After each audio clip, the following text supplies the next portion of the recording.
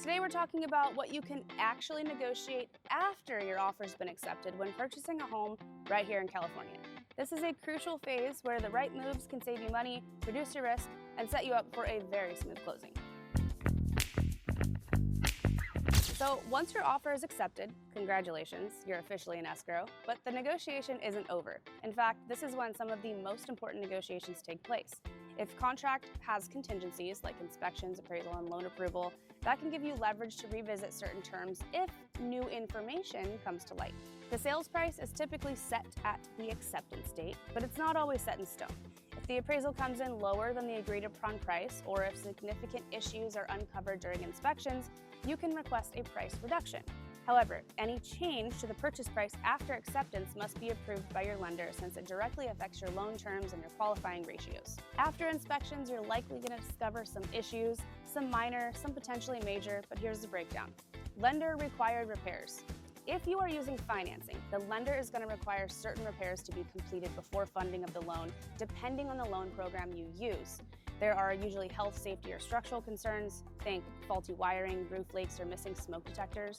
With certain loans, the seller must address these or the deal can't even close. Cosmetic or deferred maintenance. These are negotiable. You can request credits for repairs for things like worn carpets or old appliances, but the seller isn't obligated to agree. So focus your requests on issues that were not visible or disclosed before your offer. Remember that overreacting can jeopardize the deal. So next is closing costs. Who pays what and what can you negotiate?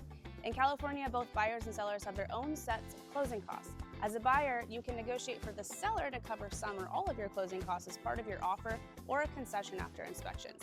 These can include escrow fees, title insurance, or even a credit toward your loan costs. Again, any credits or financial concessions that impact the net price of your loan must be approved by your lender.